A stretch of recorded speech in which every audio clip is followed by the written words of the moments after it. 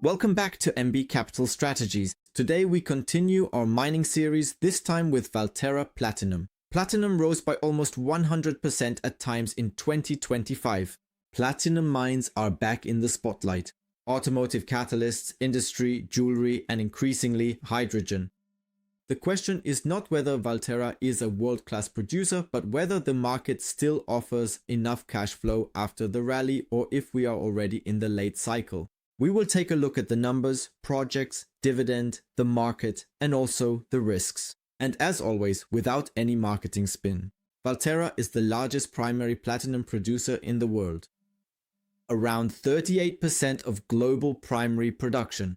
The focus is South Africa and it's fully integrated. Mining, smelting, refining, and sales all in one. The byproducts are palladium, rhodium, iridium, copper, nickel, and also chrome. The core assets include Mogalakwena, which is the largest open-pit platinum mine in the world.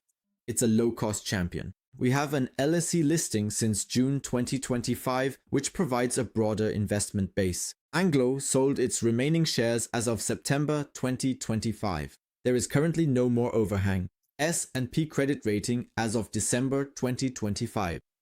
A solid balance sheet was confirmed here. Result: maximum operational leverage but 100% cycle exposure. Let's take another look here at how I am invested. I hold 11 shares. My entry price was €36.23 with a total investment of €413.38.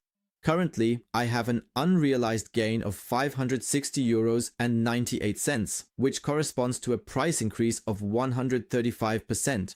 At present, I have received a dividend of €1.56. Let's take a look at the history.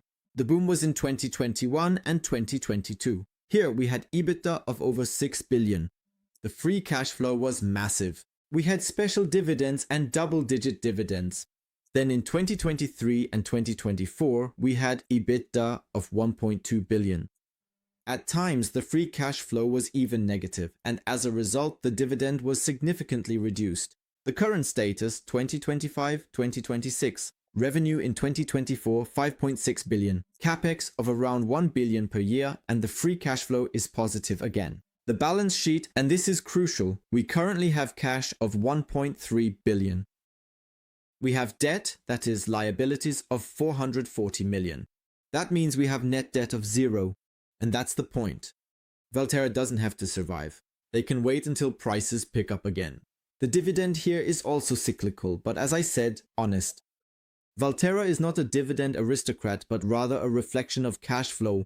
We have an approximate dividend of 4.1 to 4.2 under normal circumstances, but the payout here is highly dependent on price, as you can clearly see here. During boom phases, we had about 10 to 20% including special dividends, and in weaker phases about 1 to 2%. There is no fixed quota here. Usually it's about 40 to 60% of free cash flow plus specials, meaning special dividends. Great for cash flow investors, but unsuitable for those seeking consistent dividends. Now let's take a look at platinum prices. $2,400 to $2,450 Palladium between $1,700 and $1,800 Rhodium is stable and illiquid. So what is the outlook? Currently, there are supply deficits, underinvestment in new mines, and China's demand for jewelry is rising. Substitution with gold or platinum is possible. What are the risks here? Recycling is increasing and a recession would act as a downward price lever. In short, this is not the super cycle, but structural scarcity provides support. The 52-week high and low here are between €29 and €86. The analysts have set a target here of €65.64, and Investing Pro has set a target of €61.57. What does this generally mean for valuation and timing?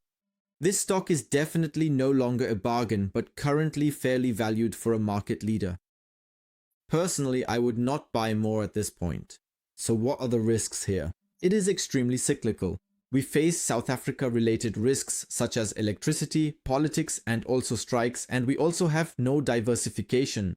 ESG and green steel narratives are long-term headwinds. So what is the concrete conclusion? Valterra is not a quality compounder, not a defensive dividend stock, and definitely not a buy and forget dividend stock.